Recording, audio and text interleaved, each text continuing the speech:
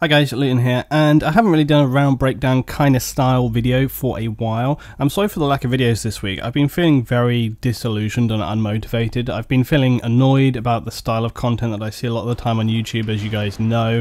I've been feeling demotivated by some of the games and some of the things that have been going on. So overall, it's just kind of been a bit of a bleh time for me, but I'm sure that I'll get myself back on track soon. But anyway, I wanted to play some Battlefield 4 because I haven't really played Battlefield for like several weeks really. I kind of got so out of it, I just was not feeling it, you know, and so I really needed to get back on board. My Battlefield 4 server's back up and I want to get some games there soon as well. But right now I was just like, I was just really not feeling it. I felt so frustrated about so many things, you know, and so I needed to really get back in my game and actually almost learn to play again. You know, when you take a break away, even if it's just a week, you lose a lot. So I really needed to grind it out. So I spent several hours kind of grinding around through the game, just trying to get myself back up to a sort of moderately acceptable level.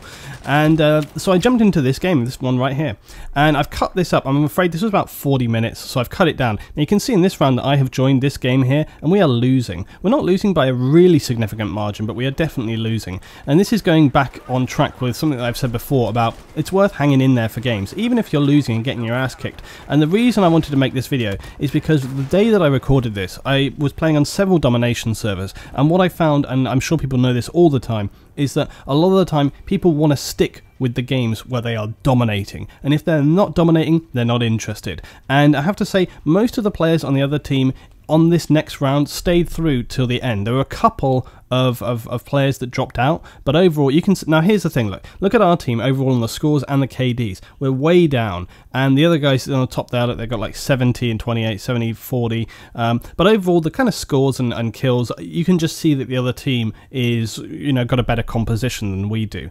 But we both drop about 3 players here going into the next round, so that's something that I've said before as well. You don't need a total reshuffle to make the game interesting, and in fact often a lot of the time all that is required is like 2-3 players. I think they had like 14, we had 15, so we've dropped 3, they've dropped 4 players. So it looks like a big change here, but it's really not that significant. It's like, it's essentially like changing up maybe 1 squad out of the whole game.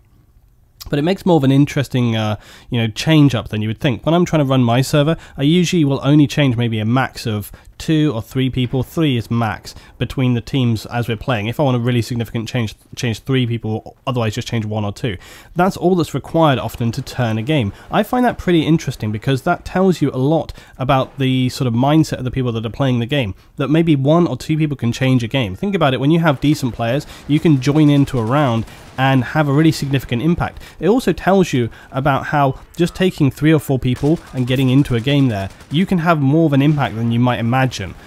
Sometimes that's not the case, but you know, sometimes you really can have a big improvement on the way people are playing, and it's because you are sort of denying and locking down positions that you wouldn't otherwise think was so significant, or you can be pushing bases. That's the most key thing as well, is you can often be flanking to positions, capping bases, and that will then enable the rest of the team to get a foothold. So it's all about kind of just helping guide other players to sort of positions that you think.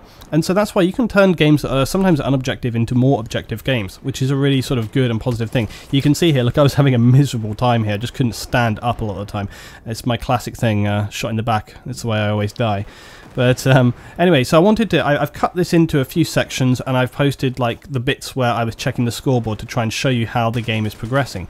So in this next round, as I say, we've changed up about 3 players, and you can see straight away at this point we're actually doing significantly better. This was down to me and a couple of the other guys that were playing. There was about maybe 4 or 5 of us who were constantly flanking, pushing objectives, and responding in quick time to get onto those spots. That meant that it was constantly hindering the other team. When I joined in the last round, the other team had obviously had 2 bases for a while, and so it meant they were just constantly pushing that third base, third base, third base. It means you can't really get a foothold. But then when it came back to us, we were very quick and more aware of that, and so we were pushing, and you can see that's why we have 2.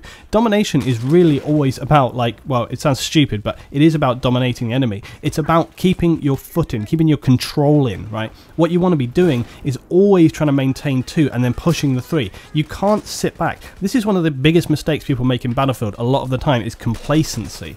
All right, people feel comfortable, they have like a little bit of a ticket lead, and they're like, hey, you know, I'm going to pad my KD a little, you know, we don't really need to push right now, we're in a comfortable situation. I'm just going to sit back, I'm not really going to do much of the work, you know, I'm going to be a bit more comfortable with how I'm playing. That is the worst thing to do, because when you do that, that's when they exploit that situation. They're like, hey, they stop pushing, let's get them. And then they start hitting you, and that's what a lot of the time you see in public games.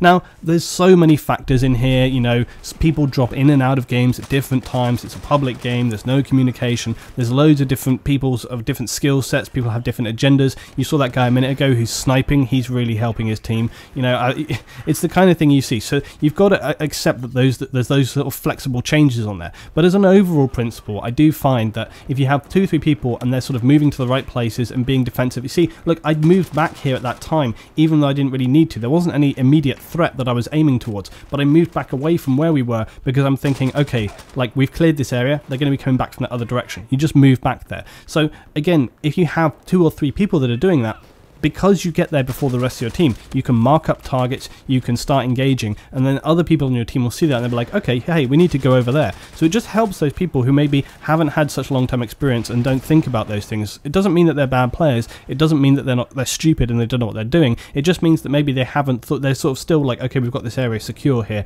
They haven't thought, okay, let's move off to a new position. And this applies to Conquest or any other game mode, really, any other FPS mode when you're playing public games. It's really about sort of just what people are generally doing and trying to sort of fill in the gaps. People have often said to me, Luton, why don't you play this class, why don't you play that class, why don't you do this more? And a lot of the reason is that when I play, I fill in the gaps. I try to go to the positions and do the roles that other people are not doing to try and then stack up and prop the rest of the team. So other people are doing great on getting the kills, maybe they're sort of destroying vehicles very well, maybe they're stealthing, maybe there's some guy on our team who's sniping and maybe he's not getting a lot of kills but he's being very annoying to the team. That can actually be surprisingly beneficial. So a good role to fill is the filler role. You get into those positions that other people aren't doing, you spot those targets, you flank to positions, you take up lanes that aren't really that busy. But that's often the thing. You know, I've said before, like Metro is a classic one for that. Sitting in a position where there isn't much going on is critically important, because you need to be there for when they actually get there, when the enemy appear, because if you're not there at that time, they'll get through, they'll get around the back, and before you know it, everybody's dead and you've lost control of the situation. Maintaining control is always critically important in any game, and that means that you have to stay on top of your game. It means you can't be complacent, you can't sit back, you have to move always to the positions and just keep moving, sort of getting onto places. And I think a lot of the time people mistake moving around for that classic, oh, we're going ring around the roses. No, that's bullshit. I've always hated that term because it's really stupid. Ring around the roses is when you're just trading bases. But a lot of the time, trading bases is sometimes bad, sometimes good, because if you can trade bases and then flip back and deny them, once they get into a system, you see, it's breaking that system. When you're going round and round, some people on your team should be like, hey, okay, we've been going around for like 1 or 2 bases, we know they're going to go to X next, let's get on that one. And then you break that cycle and you take control of the game. So overall, this was an interesting round.